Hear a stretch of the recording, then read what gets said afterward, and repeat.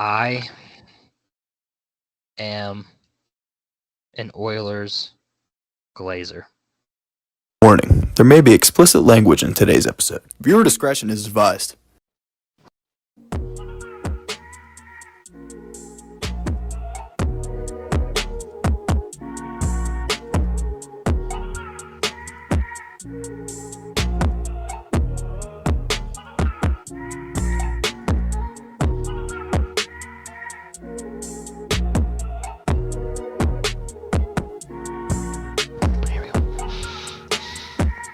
Good. Glad you got that out of the way.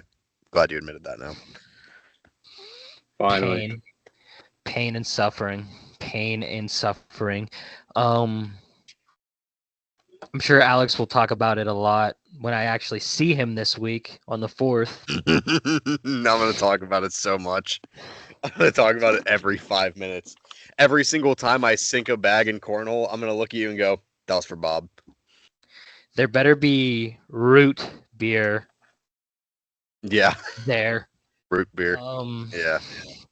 But yeah, Ickes and Ian back on the show. I hate these shows, Zoom shows. I'm sorry. They're so stupid. They're so dumb. Wintertime, they're not bad, but God. We only have one more. We only have one more retreat of Zoom shows for the summer, which is this. Because after that, we're not safe from Zoom shows anymore. No. Yeah, you guys gotta have me live, man. Gotta have me live in person. Say when. But yeah, so yep, we have a Stanley Cup champion. It's not the Oilers. That's so tough. I love that. It was the Panthers, and quite frankly, I have some thoughts about it, but I think I got that right taken away with all the talk I had with the Oilers. So I'm just gonna let the peanut gallery over here talk about it. So go ahead. I'm honestly, if you want to talk about the Panthers, just look at my Twitter. just look at my Twitter. It's all I tweet about right now is the Florida Panthers. Tweeted about it like religiously for like 2 weeks. But the rat rain, boys. The rat rain. Oh my God, it was amazing. So many people were complaining on Twitter, by the way, speaking of it. So many people were complaining about how Florida killed the last 12 seconds of the game on the boards. Are you going to bitch about a team winning the Super Bowl by taking a knee? No. Shut up. You're a casual. Nobody cares. That's facts. That annoyed me so much. And honestly, I thought it was a perfect way for Florida to win the Cup because that's exactly what they did like the entire postseason. That's just the way they play. And I love that. Yeah, but I mean, like, isn't that like the equivalent of just like dribbling the clock out? I mean, yeah, I can. That's probably actually, you know what? That's probably a better comparison than taking a knee. Actually, that's like that time that Matt Flynn threw the ball like 60 yards down the field with like 3 seconds left to let the time run out. Like, that's actually a good point. It felt very Panthers to me. It felt like, how are they going to kill the clock? They had a couple of shots at an empty netter. It didn't happen. Would have been cool, but like an empty netter is an empty netter. But like they did it their way, which I thought was cool because a lot of times, I mean, the Pens won back-to-back Stanley Cups off of, empty netters in Game 6. But I just thought it was cool because that's just kind of their brand. That's the way they play hockey. They play on the boards. They play aggressive. So I thought it was very them. Is it a little boring? Yeah, I can understand that, but Yeah, but I mean, boring wins championships. So yeah. What? It's boring. It's a thing called strategy. Ever play against a 1-3-1 in basketball and/or hockey? It's boring, but it works. Sometimes. Talking about strategy, there was solid games 4 through 6. I wasn't seeing much. I'm gonna be totally honest. It's honestly like just look at my Twitter, but it just seemed like. You know what? I will look at your Twitter. You want to go just read off my Twitter right now? Honestly, games 4 through 6, seriously though, it just genuinely seemed like Paul Maurice just got outclassed by Chris Knobloch. Like, it seriously seems like he just out-schemed him, outplayed him. And I think I mentioned this last week. I can't remember because it was just me and Mike and I really wasn't even there. But I actually did not mind it being the two of us. it wasn't I'm not bad. gonna lie. It wasn't bad. bad. It wasn't bad. It was definitely easier to organize. Oh, for sure. For sure. But it was just absurd how long that Chris Knobloch was able to keep that McDavid line out on the ice. And I mean, just McDavid in general, how much time he spent on the ice. But like, it just seemed like every single time that they needed a push or they needed to break the game open or they needed something huge on a power play, like they were always out there. And it was kind of crazy. And then funnily enough, towards the end of game 7 there, once the Oilers pulled their goalie, they just looked completely gassed. So I don't know if that was just like the previous 3 games they played so hard that like they just kind of ran out, but it was kind of weird. Hey, well, also don't forget that third period in game 7, McDavid was out there for what, 9-10 minutes? He was out there for a while, yeah. Yeah, that's half the freaking period. Yeah, he was out there for like half the period. That's just insane. watching him. I mean, that's what I mean, though. Like, he's able to keep those guys out there. I don't even want to think about Chris Knobloch's like weekly conditioning routine for that team, because to be able to play like that and to play that fast for like an entire game with like mostly the same guys is crazy. So he's just looking at my thread of things that the Panthers needed to do to win in game 6. No, this thread was funny. 13 cups, little bro. Your franchise just won their first ever after being on the brink of bankruptcy. Alex's reply: your last Stanley Cup came during LBJ's presidency, big dog. Yeah, I did say that. And then somebody replied about something, and he said, I'll keep it real with you, bro. Florida is my number 2 team, but there are just some dudes on that team that it's a fact. A fan of. A Pittsburgh kid through and through. That Florida team is just so exciting to me. They are. There you go. Rip Florida. Yeah. There was a freaking lightning storm during their parade, and no one was out there. I feel like, like you were talking about, like him being out there for so long. It's kind of impressive because, like, in every other sport, like, they run, but skating is so much harder than running. Yeah, I mean, like, that's so hard on your body. It is. It's true. It's just exhausting. I was in a tournament. On Saturday. I had 5 games, and they were only 20-minute games. But oh my god, I came home and I was gassed. It's legs crazy. Were hurting, everything. It's a lot of energy, to do that. And I mean, granted, not every team's deep. Not every team can, hit their 4th line and still have, serious quality guys out there. Get to their bottom 6. We clearly saw that with the Penguins for the past like 2 years now. Some teams are like that. You got to keep your top guys out there, and then that's really a big deal if being deep and stuff like that. So it's not like the NFL where you've got 12 linemen that are ready to play in one game if you need one to jump in, or you got like 6, 7, 8 linemen. We'll say you got like 12 receivers to rotate, pass rushers to rotate, everything like that. It's not really like that. You don't have all those guys to do that. Yeah, for sure. But but real quick, also, during the time we were not doing the show, we had a draft, NHL draft. Well, obviously we'll talk about NBA in a second. But we're gonna be honest. We all talked about it before. We don't really know that much about a lot of the guys that were drafted, other than Celebrni to the Sharks, right? Yeah, number 1. Yes, just San Jose. And then, of course, the Penguins had a few picks in the second round. But I guess we can just say this. Ian, Alex, and Ickes, if you want to chime in too, if you can. What do you think Celebrni can add to the Sharks? And we'll go from there. And Alex, what were you going to say before that? So I was going to say a quick little factoid. Game 7, the final was 2-1 Florida, and both of those goals were scored by guys who both had 1 goal in the series going into that game. And both guys who were expected to do a lot more than that, and Sam Reinhart and Carter Verhaeghe. Shout out to Sam Reinhart. He just got an extension, by the way. But yeah, I thought that was pretty cool that those 2 guys that had a lot of expectations and that had struggled in that series actually came through in the last game to win it. Now we can move on to the draft. Yeah, go Cats. But yeah, so what do you guys think about the Celebrni pick to the Sharks, and what do you think he's going to add to the Sharks? You want to go, Alex? Or you want me to? I'll open it and just say that adding anything to the current state of the San Jose Sharks is a good thing. So Like I it's mean, like it's like adding anything to the Chicago White Sox right now. yeah, exactly. I mean, Celebrni, everyone knew he was going to be number 1 overall, slam dunk. Great for the Sharks having the pick. Go ahead, Ian. Sure. Yeah, for sure. I mean, it's not very often in the NHL that you know your number 1 guy and you know he's going to be a generational talent. I mean, yeah, we had Bedard, we had Crosby, we had McDavid, but also we've had a few bust in there too.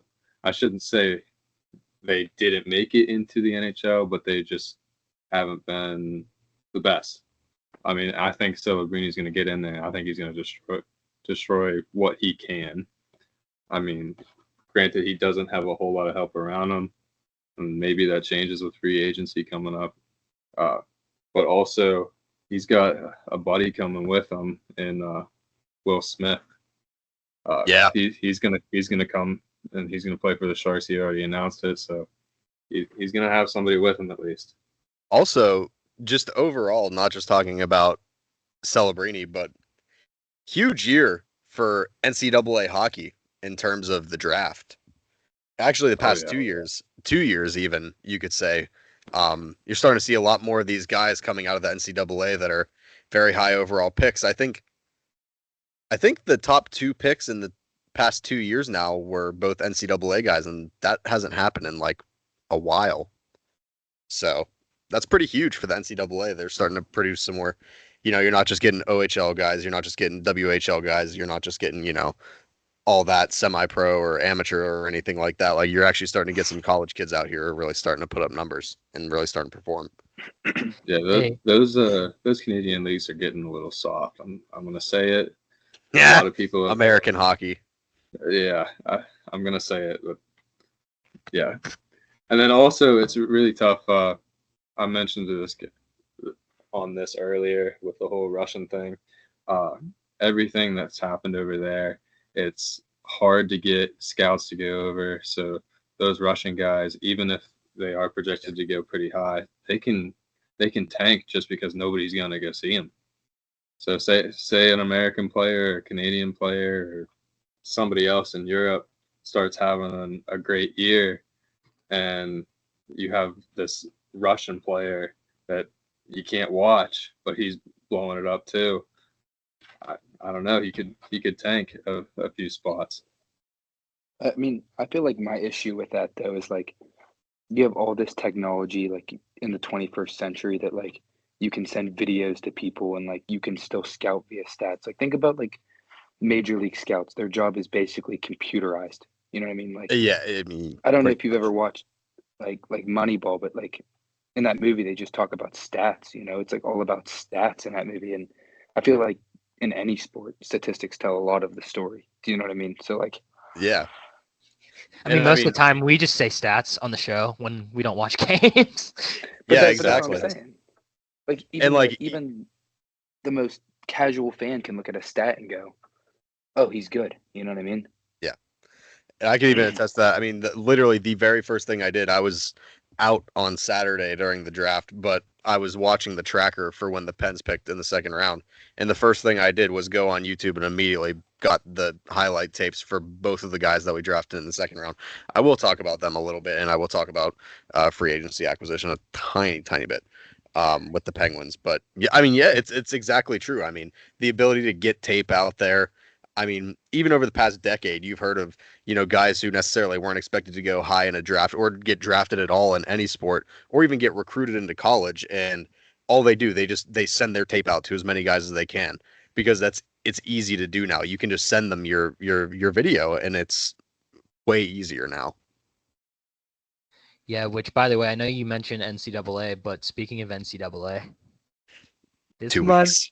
2 weeks. College football 25 in 2 weeks. Screw Little Madden. over 2. Screw Madden. Yeah, not getting the MVP bundle. Don't care about Madden at all. Yeah, no. But as I can hear myself in somebody's computer. But all right, real quick before we move on to the NBA draft, our guy. But no. I'm gonna rephrase it like this. Alex, let's talk about that Guentzel trade. Yeah, our former guy. I can't root for him anymore because he's on the Lightning. But hey, inside joke. I still can. Inside joke for anybody knows. But yeah. So Guentzel got traded once again to the Lightning, and then signed an extension with the Lightning. So what was it? It was 8 times 8, wasn't it? It was I think so.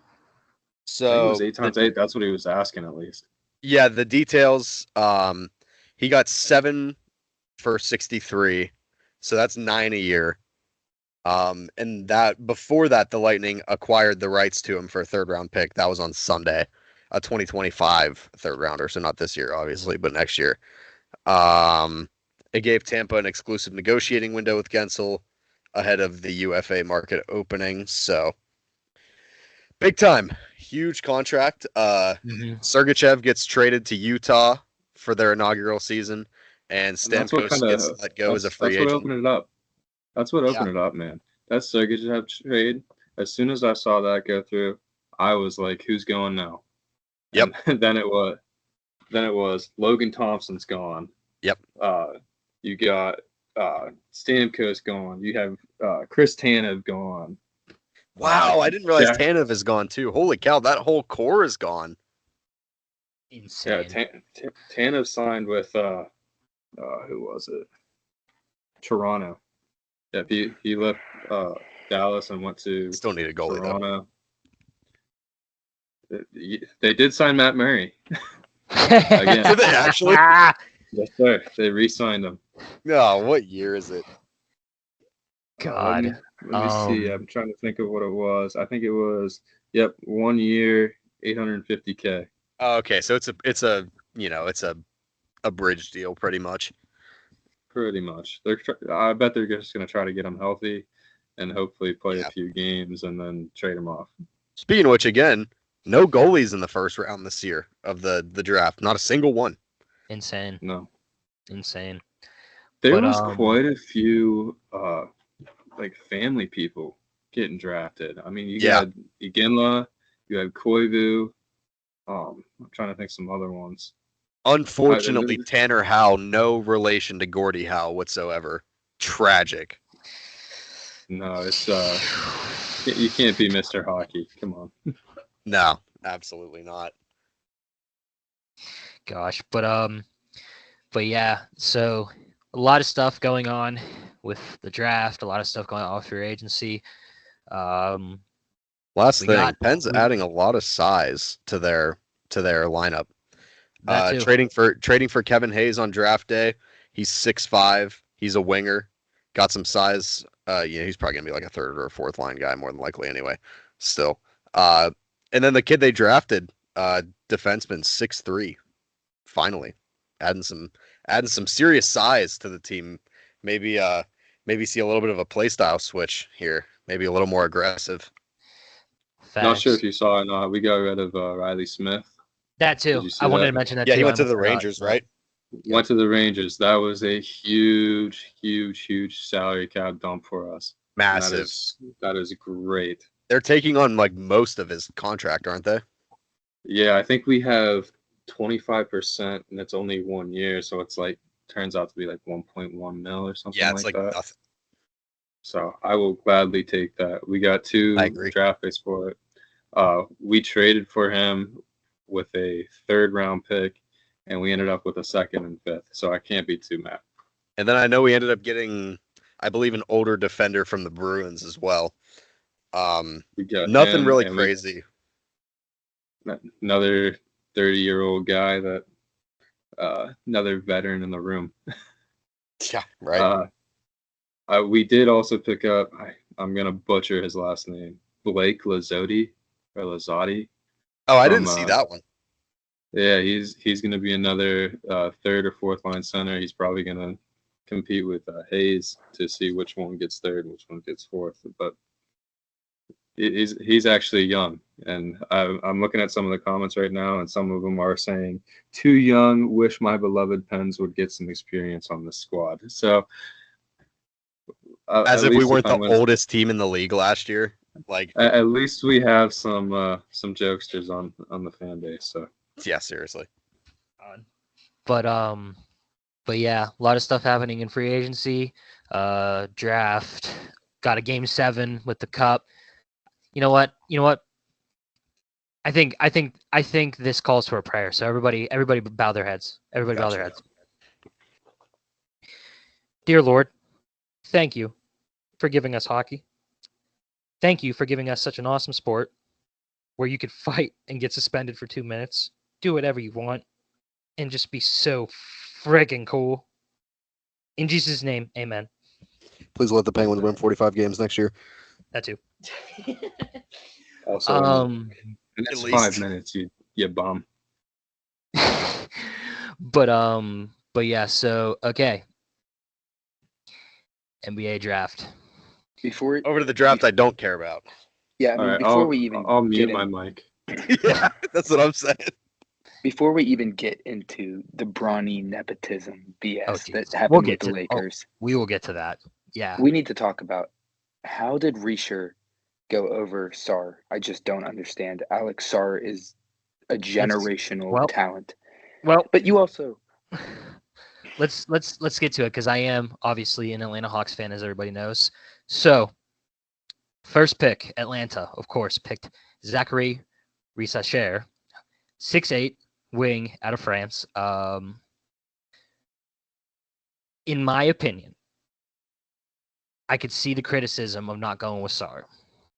Because I'll just jump to the case. I'll just jump and get it out of the way now. The Wizards did take Alex Sarr, wing out of France. NBA is boring. So here's my thing with that. Alex Sarr did, over the last couple of days, made it very clear he wanted to go to the Wizards. He did not want to go to Atlanta. So that's understandable. And honestly, the pick of Rissacher was the safe pick for Atlanta, in my opinion.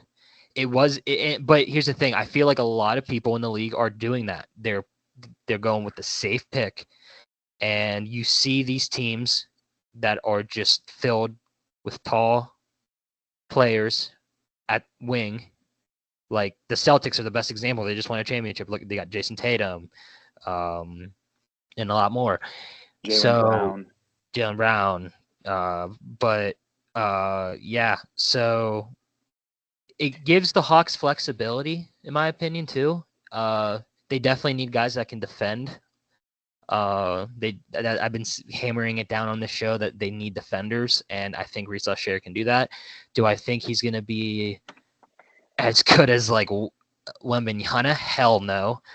But once again, it gives him flexibility, and we'll see what happens. I like the pick. I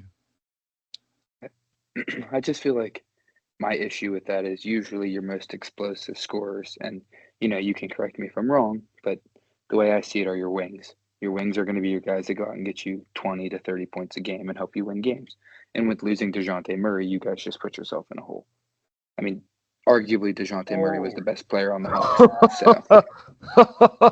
Oh, you know what? I put it in the rundown, and honestly, thinking about it, I'm going to skip right to it because I'm pissed.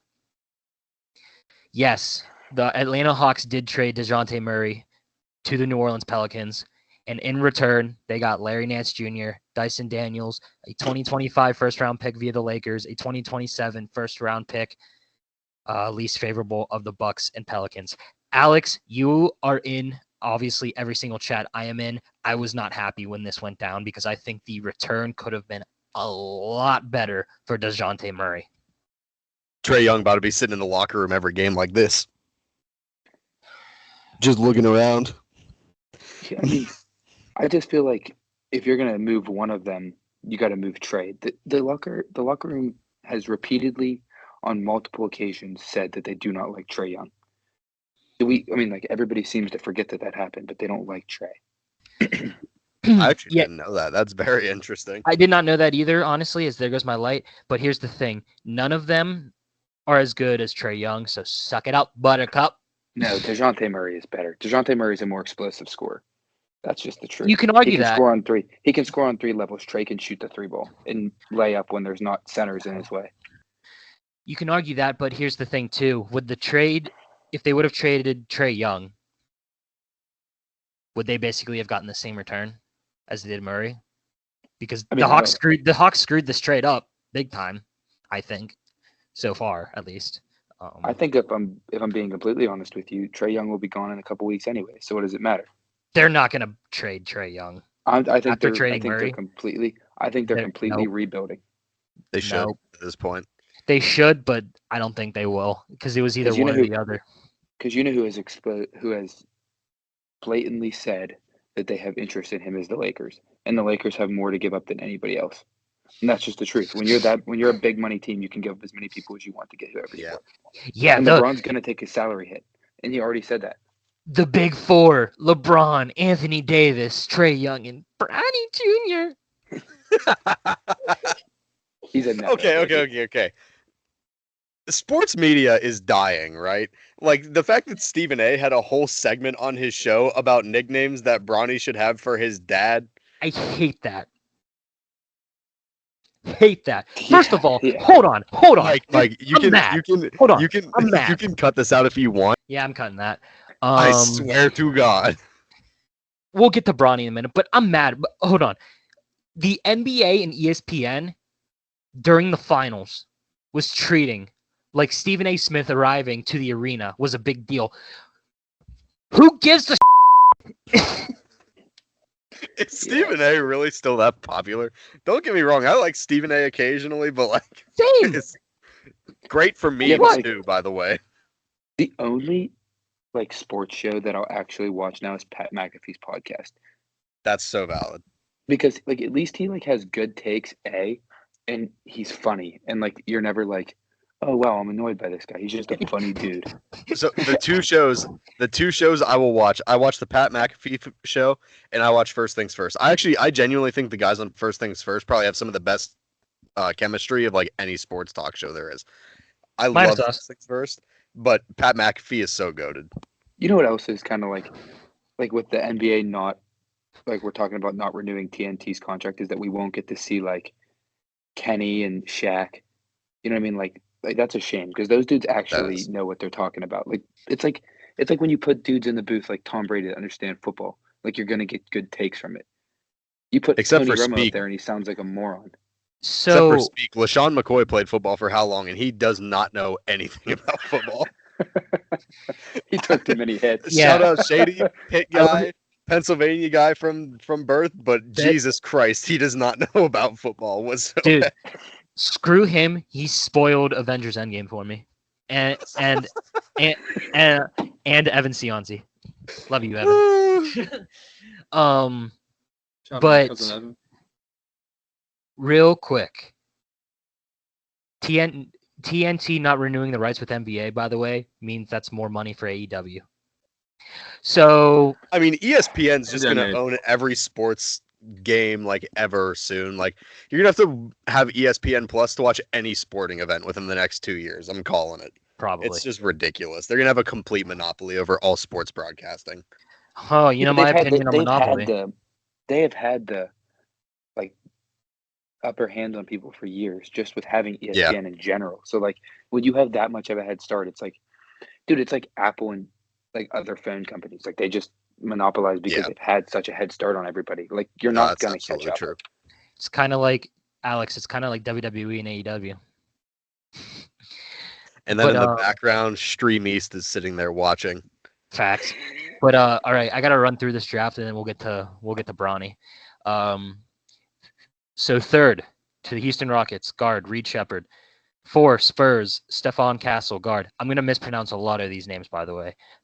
Detroit, interesting one. A guy that is a high risk, high reward kind of guy in Ron Holland Jr. or Jr. the second. Jesus. Forward. Tajon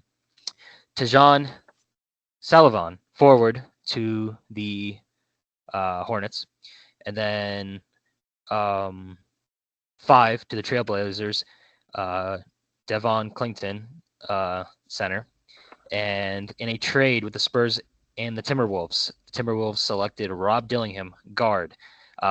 Here's a familiar name for people that paid attention during March Madness. Memphis Grizzlies, number 9, out of Purdue, center, Zach Edey. I know. That's we need to talk so about that before you crazy. move So on. before we get on to takes, my thing with Memphis is you need to make up your mind right now. Are you rebuilding or are you winning a championship? Make up your mind. Jack Colkey's signing a contract too. Zach Edey is just going to be the biggest bust ever. And like you can argue he's not going to be a bust because he wasn't one, like the number 1 draft pick. But that dude is not a talented basketball player. I mean, he looks good in college because he's big and whatever. But he's going to get absolutely brutally just made to look like a fool by Giannis. I mean, God forbid LeBron or AD decide to post him up. It's game on. Yeah. I mean, those are just 2 talented players, and everybody else in the league is just so much more talented than that man. Yeah, everybody knows my opinions on Purdue for March Madness. I definitely agree with Ickes on there. He's going to be a bust. I'm sorry, he's going to be a bust. And I never say that. And Alex knows this. I never say the word bust a lot on the show. I'm going to say it now. There's another name on this list that is also going to be a bust, but we'll get to him. I know exactly who you're talking about. But here we go. 10, Utah Jazz forward Cody Williams. Chicago Bulls Matis. Oh God, Bulis. Thank you, Ickes. Forward. 12, Nikolai Topic, guard the Thunder. I like the pick. I really do like the pick for the Thunder. Obviously, real quick, nobody else say anything about this because I don't want to give too much attention to this prick. The Thunder and the Bulls did make a trade. Not saying any names. It involved Alex Caruso though, but I'm not saying who was involved in that trade because he does not deserve to have his name dropped on this podcast. So 13 to the Kings, guard Devin Carter. Then 14 in a trade between the Trailblazers and Washington, guard out of Pitt, Bub Carrington. Of course, I'm going to root for him. Obviously, Alex Sarr was the best pick out of that draft for the Wizards. But trust me, Wizards fans, you're going to like Bub Carrington. You're going to like Bub Carrington a lot.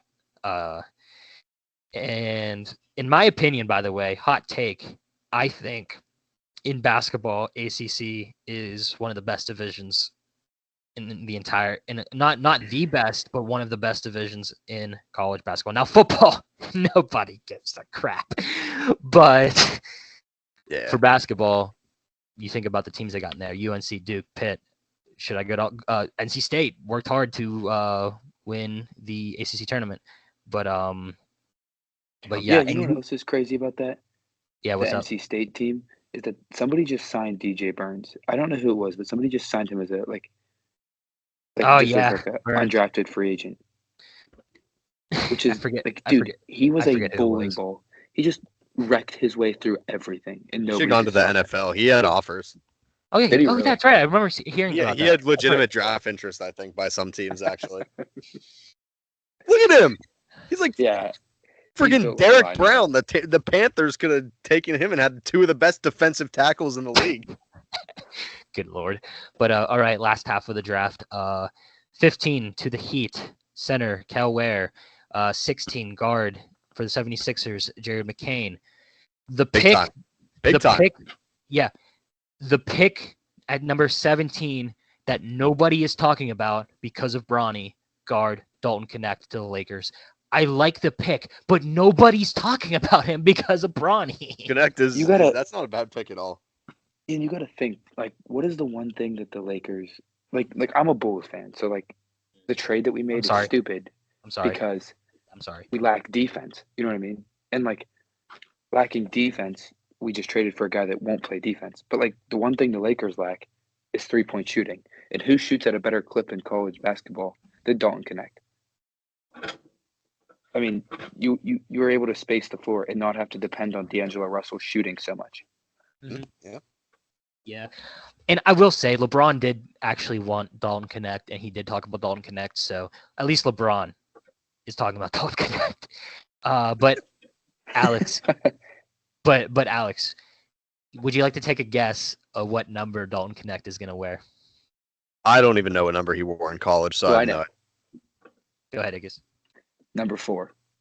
Now say it out loud. Say the back of his jersey. Oh. Yeah. That's Connect hilarious. 4. That's hilarious. I love like it. That. I love it. Also, I might get that jersey actually. Also, shout out fire. Jared McCain. His career has started before it even officially started because Antonio Brown called him fruity on Twitter. Amazing. His clout is already up here. It's perfect.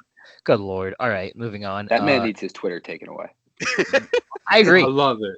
I agree. ESPN I agree. is the best I sports agree. news on Twitter. I agree. Somebody should take it away. Somebody take yours away. Take your Twitter away. Mine? Yeah, that's right. I barely even tweet. That's what Mike, I'm saying. if they take his Twitter away, he's just going to make AB's burner, and it's going to be even more unhinged. That's all I'm saying. That's true. That's true. But next, 18 to the Magic, Tristan da Silva, forward. Toronto, 19, Jacoby Walter, guard. 20, Cleveland Cavaliers, Jalen Tyson, forward. Ickes, you might need to help me on this next one. Pelicans, 21, UC Missy. Is that how you say it?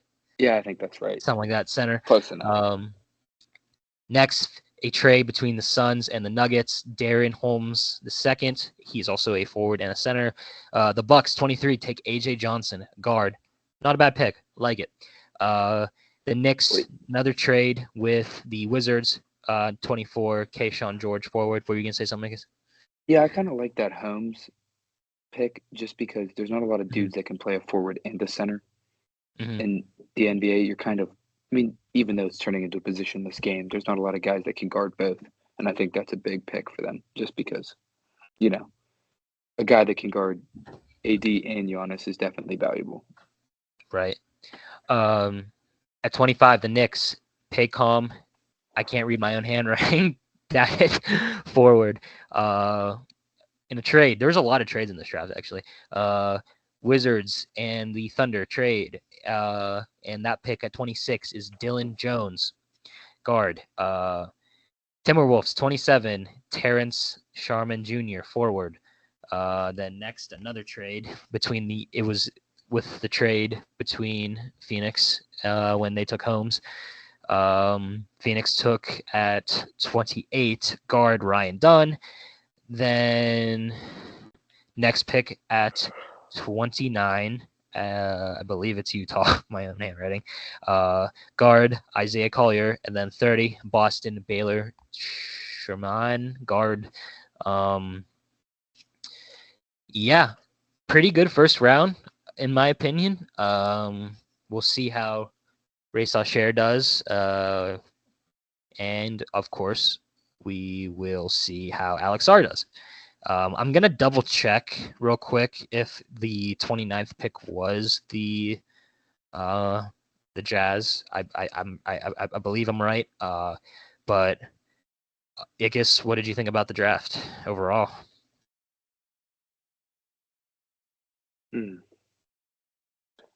I think the fact that Dalton Connect fell so low is kind of a shame. That would be my only qualm with the first round, I guess. But you also have to think. Think about if Mikey Williams didn't get in all that trouble a couple years ago. That puts another big name on the board. And some of these players don't go in the same picks as they do. I think you look at that Mikey Williams as top 3. Interesting. He wants to run around and do stupid stuff. Whatever, he loses his chance to the NBA. I get it. You know what I mean?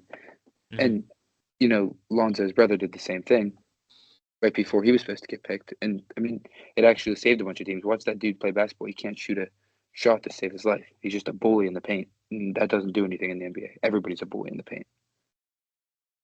Yeah, for sure. It was the Jazz, by the way. So there we go. Good job, Mikey. But there's another player that got drafted by the Jazz that fell down draft boards for certain reasons. Hold on, real quick. We'll talk about it. Won't talk about. Ron Holland to the Pistons. He did drop in the draft, by the way. So I'm going to be really interested to see how he does. His jump shot, a little scary, and I don't know how he's going to play. So I don't know. We'll see. I'm sure he'll probably start off in the G League if his jump shot is not where it needs to be. But yes, 32. At least he didn't get picked in the first round. Yes. Forward out of Duke, Kyle Filipowski. That's just atrocious that nobody took him in the first round. I'm sorry. I was genuinely, as much as I hate Duke I was basketball, happy. I was genuinely shocked. I was so happy. And I'll talk about the Hawks picks more in length later if I do another video. But the Hawks did make a trade into the second round, and I was nervous. I was like, I swear to God. You thought they were going to Atlanta Hawks all over the draft? If the Hawks would have took Filipowski, I would have quit. But I don't like Filipowski. I think he sucks. He's a crybaby. And you know what? I'm going to say this right now. I know 2 different positions, but you get the point that I'm about to make. Filipowski, as much as a crybaby, is just like Grayson Allen. No. Yes, they're both babies. They're both babies. Yeah, Grayson Allen was going around kicking people in the nuts. They're both. Yeah, yeah. Oh no, don't get me wrong. Grayson Allen's worse, but both of them are crybabies. Oh yeah, but you could say LeBron's a crybaby. LeBron cries to the refs every time he doesn't get a call. I'm a LeBron hater, and I'll stand on that till I die. That too. I'm not saying he's not a crybaby, but I'm just saying Filipowski. I'm a LeBron hater. Grayson Somebody Allen take his crown away. are crybabies. Well, let's get into LeBron right now because at 55, the Lakers took Bronny Jr. Nepotism. They are setting this kid up to fail. Fine young man. You can't fail if your last name's James. That's the problem. Exactly. That's another thing. You cannot fail if your name is James. But at the same time, all this talk is not helping him either. At all. It's not helping him at all. And here's the thing. So the league practically told teams, don't draft Bronny. You want to know what the teams did when they were told that? Yeah. Because they weren't going to take him in the first place. Yeah, and Rich Paul is an idiot. Can we talk about that for a minute? LeBron and Bronny's agent is a moron. Like, oh, my son's not going to play a G League. My client's not going to play in the G League because his dad's LeBron. First of all, the best possible thing that could happen for Bronny's career is that he goes and plays in the G League for a little bit. Yeah, I agree. 100%. I sent this to one of our group chats. Bronny went to USC, played 25 games, had a heart attack, and stumbled into a top 60 pick. I don't. Which, by the way, I'm happy he's okay. I'm happy. Very happy he's okay. Very happy. But okay. Just like, do you remember a couple years ago when Jeremiah Owusu-Koramoah was one of the most hyped up picks in the NFL draft? And there was a slight concern about him having a very minor singular event involving his heart, and he dropped like an entire round in value. Yeah, and Bronny had a full-on cardiac emergency. Yeah, and then the other question you have to ask here is, LeBron's other kid is better. Bryce James is arguably a much better basketball player. He plays like his father, and how does this affect his legacy coming into, you know what I mean? Like, people are going to go, we don't want to deal with Rich Paul. We don't. And it's not like LeBron's going to go, sorry, you can't be the agent to our other kid. Like, he's shown him complete and total loyalty his entire 20-year career. He's not just going to switch up on Rich Paul because he made a stupid comment. LeBron's a loyalist. Yeah, but in my opinion, they're setting up Bronny Jr. to fail. I think literally what I said earlier in the show, they are talking about Bronny. Obviously, I know why, but they are talking about Bronny more than Dalton Knecht. We'll see. We'll see what happens. Everybody the could NBA be wrong. Is scripted. Everybody could be dead wrong, but at the same time, it's not leading that way. It's really not. It'll be cool when he's sitting on the far end of the bench picking up his dad's towel. But real quick, let's add into what Stephen A does. So when Bronny wants the ball, I'm gonna go around. What does he say to his dad when he calls for the ball? Alex, you go first. I swear to God, I'll disconnect from this call right now. I swear to God, I will leave this video call. I do not care. Ickes. No, I mean, I think you gotta call. I think he's gotta call him dad, right? Like, what if he's like, "Yo, LeBron, give me the ball." He'd be like, "What'd you call me?" I saw a video on TikTok that was like all like AD making fun of him for calling him LeBron. I just think that's funny. Yo, what if he's like, he's like, "Yo, Bron, give me the ball." Like, what's he gonna do? God, that was one of the ones on Stephen A's freaking show. Oh my God. Yo, Ian. Bron. Oh, Ian. shut up. Yo, Even Pops, though hit me with it. Ian, even though you just unmuted your mic, do you have an answer for that question? He's gonna be called Daddy. I'm gonna mute myself again.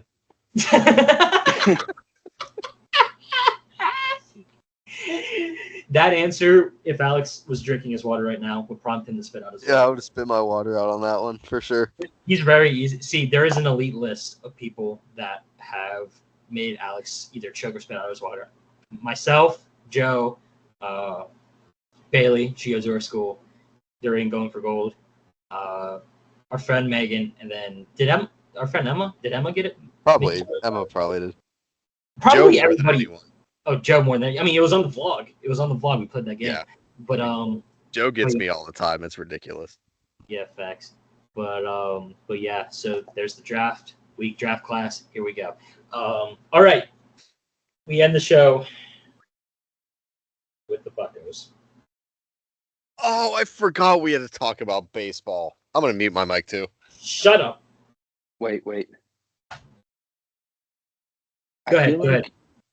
I feel like my issue with the Pirates right now is that not every reliever is Colin Holderman, and that bugs me. Because Colin Holderman, I'm a reliever in college, and I think the most important stat for relievers is ERA, right? Tomcat, baby.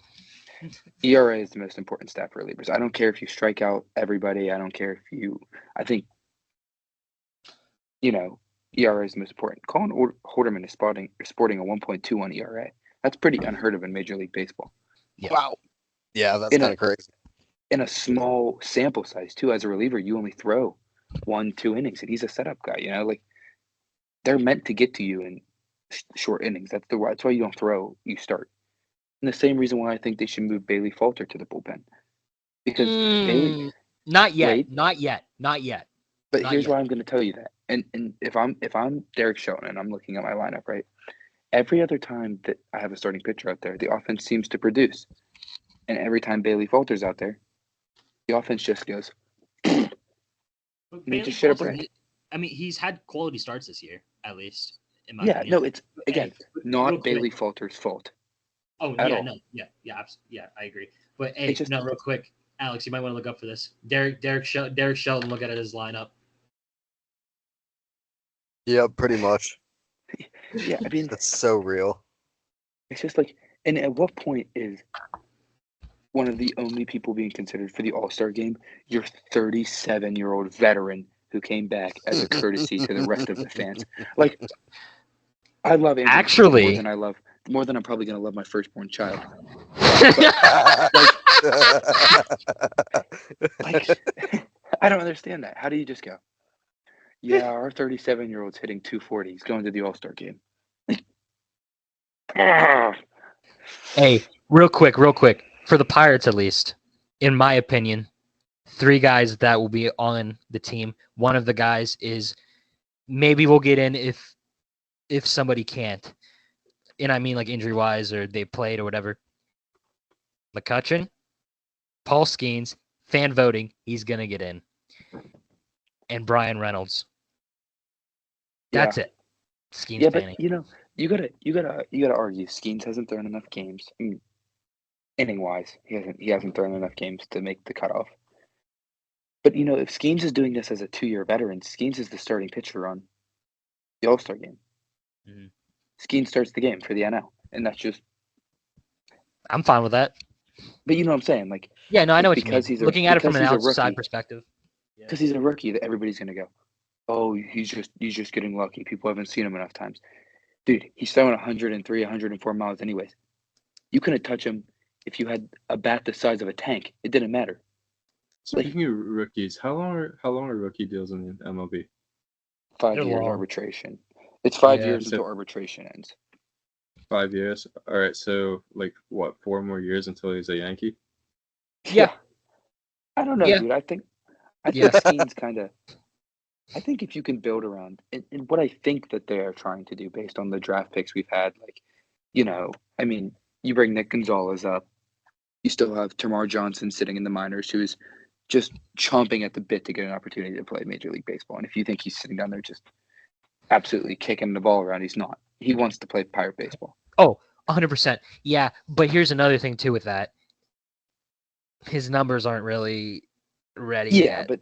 But no, he can but I'm develop. saying- He can But I'm develop. saying he will be up before Skeens is over. That's just the truth. And You think so? Before 5 years, yeah. The Pirates have a long history of bringing guys up that probably shouldn't be brought up to try out. Honestly. I mean, but like that's what I'm saying. If Skeens sees them building around him, why would you want to leave? We're 3 games under 500. That's a perfect spot to be going into the All-Star break. Yeah, for sure. Yeah. But here's the thing with the Pirates too, another thing. When you realize where you are in the standings, and this is going to be acceptable a couple times, but when you see you're 3 games under 500, you got to capitalize that on the week. By the end of this week, the Pirates could be over 500. That's what I'm saying, yeah. And I say that They're Alex, playing the Cardinals too, right? yeah, Cardinals and Mets. I'll actually be at the game this Friday with Skeens pitching. That's And right. here's the thing too. Alex, haven't I said this the last like 2-3 weeks when I noticed, hey, man, the Pirates, they're 3 games under 500. By the end of this week, they could be over 500, and they don't. They don't. It's like every week, if we win 3, we have to lose 3 too, and I just don't understand that. Like, It's just like the Pens. It's unfortunate. like everybody was like, Over the past 2 years. Everybody's like, Clint Hurdle's the problem. Now Derek it's Shelton's Derek a moron. Shelton's the problem. Derek Shelton's a moron. Yeah, no, I'm just saying. It doesn't something help. is clearly. We're getting July Pirates now, so Yeah. just a forewarning. Yeah, we will get. The Pirates will be the Pirates. Yeah, we'll see what happens. But For the first week in baseball, we always look like we're going to win the World Series. And then guess what? Yeah. here's the kind of like Steeler fans. Like we always think we're going to win the Super Bowl, and then look what happens. Well, and then we Yeah, actually. Pittsburgh is The going only to the Super difference Bowl. is We we lose the first game of the season.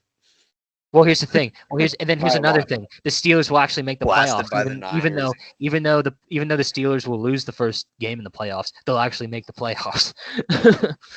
And just You are the losing the most wild. faithless Why fan in can't- the world. Why can't we? I've Why are seen we so not allowed much to play the losing. Cowboys in the wild card? That's so unfair. That the whole Brother- NFC gets a shot at playing Dallas in the wild card and we don't. Hold That's so ridiculous. up, brother. I've seen so much losing. I'm tired of losing. I am a Steelers fan. I am a Penguins fan. I'm a Pirates fan. I'm a Pitt basketball fan. I'm a Pitt football fan. I'm sorry for you. God. And now, Ian, Benny's convinced me to start liking Manchester United for soccer. No, that's awful. Ew. I'm a Man City fan. Dude, I hate soccer. I you know what? How long is the penalty 2 for minutes. saying though? 2 minutes. 2 minutes. Oh God! Wait. Let him write it down. He's got to Wait. mark it. Wait.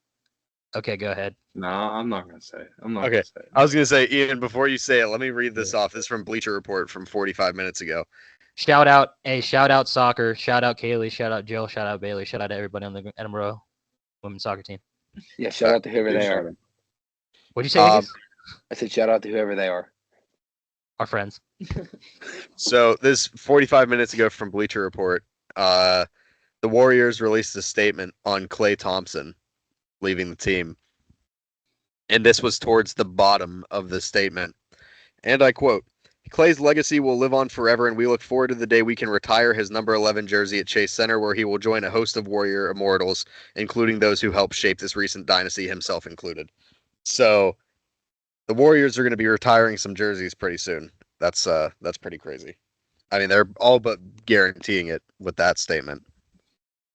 Oh, for sure. One of the greatest basketball dynasties of all time. I mean, yeah, literally. And one of the most unlikely key pieces to a dynasty. Yeah. I mean, you figure he took a step back so KD could be on the team. Facts. Can't have three guys that want the ball all the time. No. Yeah, sure. You guys ever seen that infamous picture where Draymond Green has the ball and they're all pointing at each other for the shot? Draymond. They all want each other to shoot the ball. Like, I just think that's crazy. Yeah. But yeah, we got to get through this talk because I got a little scoop ski for y'all for the Pirates. First of all, I will be betting on Draymond Green in his first title card fight in the UFC whenever that happens. Oh my God. Okay. Little scoop ski. This doesn't mean this is going to happen. This is just talk. But yes, the Pittsburgh Pirates are talking to the Toronto Blue Jays about a trade for Vladimir Guerrero Jr. Wow. It's not going to happen, but would you like to know? Andrew Filipponi was tweeting about it, so you know it's not going to happen. It's not going to happen, but here's the thing. If it does, this is what it's going to have to take to give up for Vladimir Guerrero Jr. if that were to happen. Braxton Ashcraft, Anthony Solomito, Xander Muth, and Tamar Johnson. Don't do it. I wouldn't do it because here's the thing. Everybody knows the Pirates' history with contracts. They are not going to keep Vladimir Guerrero Jr. when his contract's up. So don't even try. The question is, like we talked about all day, do you want to win right now? Yeah. Right now. But here's the thing. If you're confident, well, here's the thing. Hold on. Now, here's another thing. If you're confident that you can lock Vladdy down, by all means. Yeah, by all means. But we can't. Exactly. We can't, and we won't. So. Can I say something? Yeah, what's up? What happened to never believing in Pittsburgh media? Yeah, that's true. That's true. That's true. But no, Ian, I know some people. This wasn't from Pittsburgh media. Okay.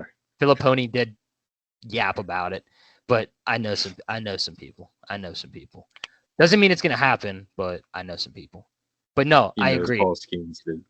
Screw. Yeah, I wish he knows them. Yeah, but no, screw Filipponi. Screw 93.7 The Fan. I hate them with a passion. Shout out Cody Duncan. Shout out Cody. I miss Cody. Yes, sir. Which, by the way, congratulations to Isaac Petcash. He's announced that he's having another kid with his wife. So congratulations to Isaac. Yeah, good for them. Yeah, but so I have a take to end about the Pirates. So I'm gonna get this out of the way. The Atlanta series, first game, offense sucked. Of course, Reynolds at the time grew his, which the streak is over, but it was a 25-game hit streak. Good for Reynolds. So sad. But the last game, when they win, they did salvage the Atlanta series after pretty disappointing offensive performances in the first two games. So there's that. But last game, by the way, Cruz and Tellez hit home runs. Nukes. Absolute nukes. So this isn't going to be a take. This is just going to be a real quick, just say it, be done with it. Stop sucking on Paul Skeens' day. Facts. You're going to get a quality start. Capitalize on it.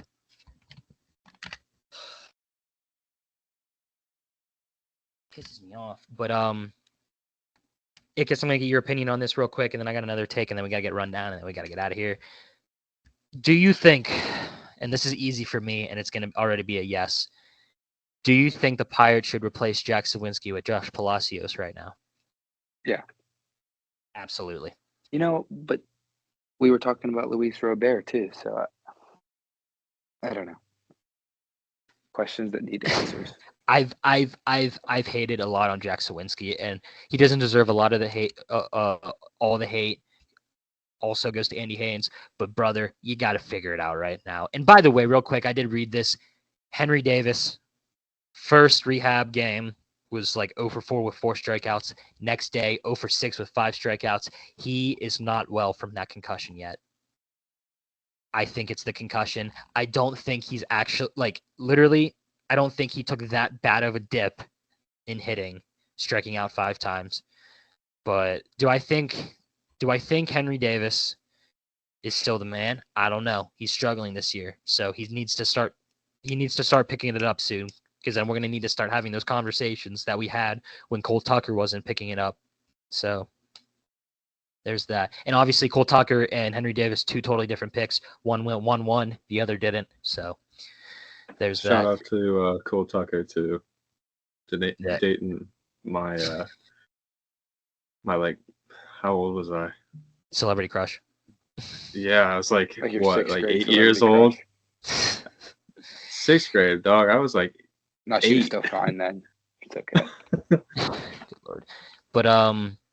But yeah, so I'm gonna end this last Pirates talk with this. And Alex, you could probably chime in on this too, because you understand with what I've told you and everything, and you see on Twitter and everything. Other than the home runs he hits, is O'Neal Cruz trying? Is anyone right now? Paul Skeens, Brian Reynolds, Andrew McCutchen. Is anyone that isn't like a top 3 pitcher for this team trying right now? Brian Reynolds. Yeah, Reynolds. Yeah, Reynolds and McCutchen. So was that 5 guys on the Nick whole Gonzalez. Okay, he slumped a little bit. Okay, but... I'll give you that. Rowdy Tellez. Yeah, baby. But June's over though, so Rowdy's gonna start sucking again. Oh, it's not Rowdy month anymore. That's so sad. Rowdy month. You know what we need? Who we need? Bats. We need Yes. the furries to come to town. That's what we need. Yes, Yeah. because Andrew McCutchen is the best hitter in the majors when the furry convention comes into town. Yeah, He loves the furries. we need what's the actual, what's it called? I forget what it's called. I'm blanking. We need that to come back to town though, so Kutch can go crazy. That's one of the most absurd facts in baseball. Is that he goes Kutch crazy when bad. Then he just Yeah, tweets, and then furries. Kutch just tweets furries. Send. Yeah, he's nuts when the furries. You are know what we need to do to solve our batting problem? What's that? We just need to go hit up Ben Roethlisberger and get him like 7 beers deep and just let him hit nukes into the Allegheny every single game. Every single game. Oh goodness gracious! All No, right, we need I to got do whatever they do in the major league movie when Serrano just starts rubbing a snake on his bat. That seemed to work for him. I need to get to Rundown. Which, by the way, we do have an announcement coming up soon. We can't say it yet, but Or stay just tuned. everyone on the Pirates does steroids and doesn't care Stay if they get tuned. suspended. Good Amen. Lord! All right, moving on. Because then if they get suspended, we can just tank. Run down. run down. All right. So rundown. The 76ers gave Tyrese Maxey a max extension. The Celtics extended Derek White 4 years, $125 million. I thought you were going to talk about the other one first. I will. Paul George, baby. Hold on. We'll get to that in a second. Atlanta Hawks traded AJ Griffin to the Houston Rockets. I'm not going to go into depth of this, but my take on that, they did not give him a chance at all. They did not give him a chance at all. So there's that. Yes. Next, Paul George agrees to a deal with the Philadelphia 76ers. Yeah, so that was kind of crazy. there's that. Speaking of Klay Buddy's ring Thompson, chasing. when Alex mentioned the post from the Warriors, he did join the Dallas Mavericks, joining Luka Doncic and Kyrie Irving. So that's the big 3 in Dallas. Boston Celtics extended Jason Tatum 5 years, $342 million. Alex, would you like to say the line you said in our chat earlier? What was? Wait, let me look again just to make sure that I got it right. It was a very simple statement, but I just want to make sure I say it perfectly right. Yes, I sent a screenshot of Jason Tatum's extension and said NBA money is. That's all I said, because it's true. You can bleep that if you want. I might get canceled on Twitter. Good Lord. That is an ungodly amount of money. Yeah, for sure. But $800 million. Last Isn't thing, it wild though? Because that's the NBA's, and then the NHL, like the highest deal is what, like 16 Yeah, mil? yeah, we think it's crazy that Guentzel's getting 9 a year. Yeah. Lord. But lastly, Brandon Ayuk claims he wants to stay with the San Francisco 49ers. Sure. Can we just talk about how much of a dumpster fire that contract negotiation is right now? Like, they are doing nothing to show that they want him, but they refuse to do anything else besides just sit on it. They did the same thing with Devo, didn't they? Pretty much. You know, Yeah, except Devo wasn't very vocal about it. Can we talk about that Ayuk thing for a minute? Because, you know, you could You got a argue minute. if they won the Super Bowl, he wins MVP. Because he did play fantastic. No. I thought he played well. CMC wins it. Yeah, but he did. He played the best out of the receivers by far for the 49ers. Minus Juwan Johnson's touchdown pass. Yeah. I mean, you know, someone bet on that being the first point scored in the game was Juwan Johnson throwing a touchdown pass to Christian McCaffrey. Did you see the one bet that time travelers that didn't go through? It was Man U to win, Celtics to win, and then Oilers to win. He yeah, put that's like so 1,500 down for like it would have been like 540,000. I think my favorite one was all of like the NFL awards the one year. Or it was like the Rookie of the Year awards, and the only one the dude didn't hit on was for Chris Olave to win Offensive Rookie of the Year, and Garrett Wilson won Offensive Rookie of the Year instead, which is really funny because that was the only one that didn't hit, and it was the other Ohio State receiver that he didn't bet on that won it. That sucks so bad. Yeah. Anyway, by the way, Alex, your guy from UNC, Harrison Ingram, is on the Spurs. So there we go. But yeah, so all right. Pretty much my only guy on UNC from last year. What? Man, only if you had Puff. Shut up. We don't need to talk about the fact that he went to Penn State. I at least wanted him to go to Pitt.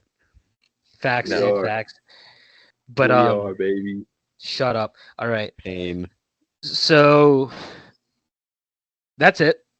Another Zoom showdown, thank God. Yeah. So that's pretty much all I got to say. So Alex, send it. I still don't have paper. I'm just going to punch the camera this time. Never prepared, God. No, I literally just come down here and pull up like 3 tabs with information and I start talking. That's all I do.